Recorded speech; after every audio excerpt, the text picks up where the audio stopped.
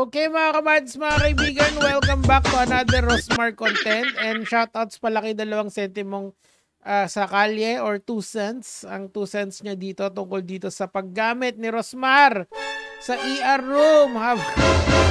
Kasi may, una muna congratulations kay Rosmar kasi magkakaroon na naman siya ng isa pang anak. Ito, babasahin ko na lang ha. Sa sobrang excited ko magpa-ultrasound para makita si Baby Junior, napa-emergency room talaga ako kanina. Wala daw kasi ultrasound, meron lang kapag sa ER. Sulit naman nakita ko si Bibi at narinig ang kanyang heartbeat. Okay, so, well, ganito yan explain ko lang sa inyo ng mabilisan to Yung ginawa ba ni Rosmar is legal o illegal?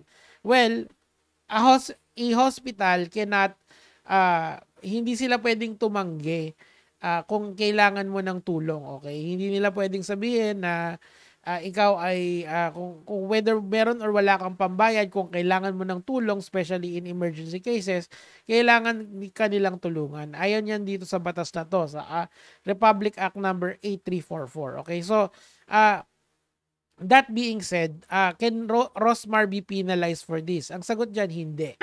Unfortunately, hindi siya gumawa ng isang criminal act. Okay? Ang ginawa niya is, in-insist niya lang yung situation niya.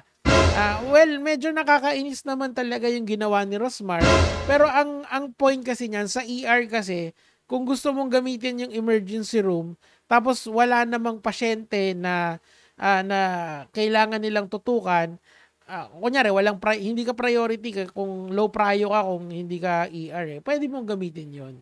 Kaso mas mahal nga lang yung babayaran mo, di ba? So, I guess yun yung point nito dahil marami naman pera si Rosmar. So, ginawa niya, nagpa-ER siya. Ang akin lang talaga, nag-photos. Ang alam ko kasi bawal ka mag-photo sa hospital. I'm not sure. Pero, ang point dito, mukhang ginamit niya lang yung pera niya because she wants to hear the baby. I mean, congratulations sa kanya. Sabi ko nga dito, sad, money means privilege. But, well, totoo naman talaga, isang privilege yun. Ang sabi dito, dapat kasi di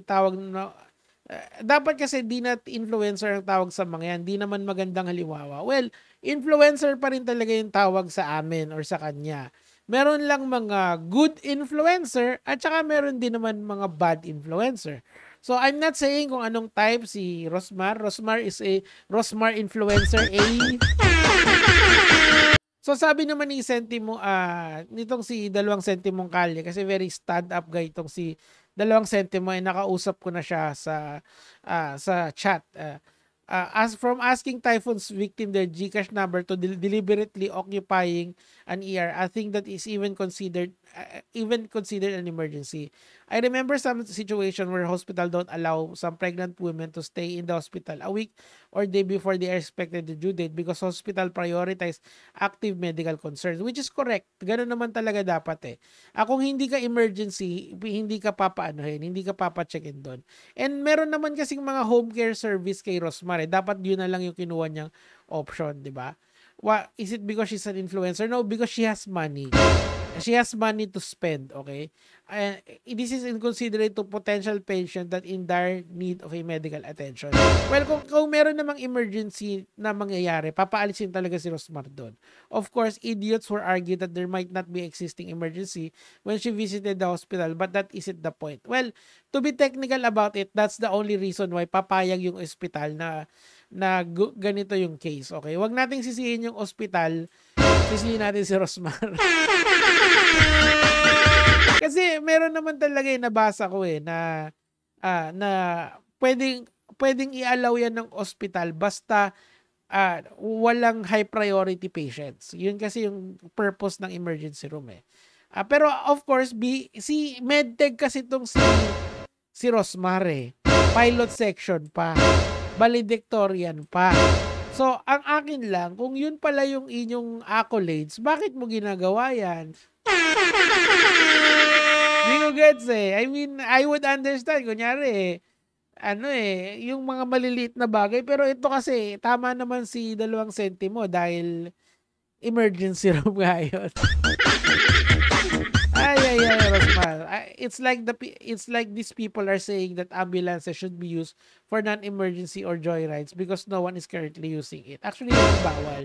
Pero yung emergency room kasi, yun nga, pwede nilang gamitin yun. Mas higher nga lang yung babayaran mo, of course, para ma-discourage yung paggamit doon if it is not an emergency. Okay, she could easily schedule an ultrasound in a different hospital on a different day, but she deliberately chose to occupy this room because she wanted to. Well, number one, may pera si Rosmar. Yun yung bottom line doon. May pera siyang pagsunog. And pangalawa, nasa social media siya. Pag pinost niya yan, magkakaroon ng ganitong klaseng engagement, ganitong klaseng mga content, which is yung rage bait na tinatawag. Okay, I mean, Rosmar knows how to play the social media game. Master niya si Rendon eh.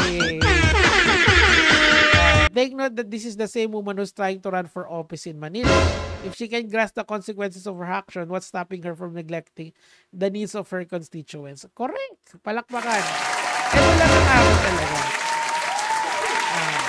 Hopefully, si Rosmar mukhang hindi talaga siya papapigil sa election. I mean, that's her constitutional rights. Go. Tumakbo ka kung qualify ka naman. Pero ang akin lang talaga sa mga ganitong bagay, sana maging mindful tayo, especially if we have a very huge platform. Lalong-lalo na sa ganito sa mga public space. Kasi nagkakaroon ng masamang precedents yung mga social media influencers na may pera.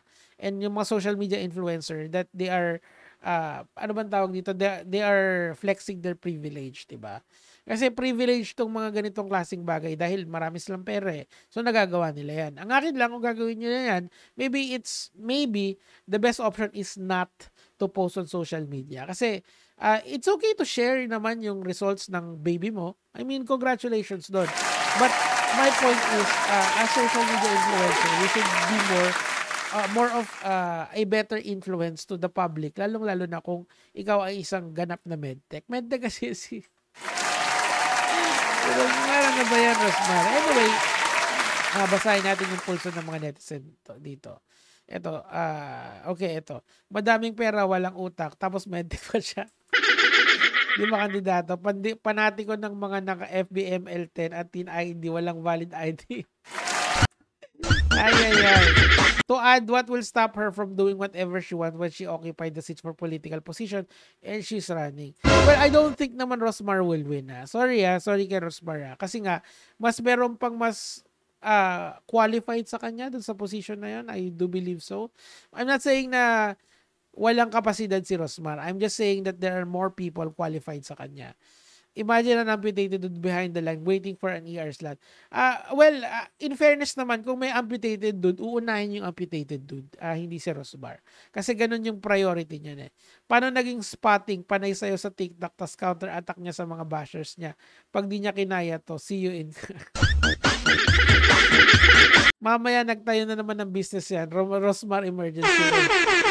Anyway, mga kamatis, mga kaibigan, yun lang naman yung sa akin for today. Salamat, 2 sentimo sa kalye, gege, mga love.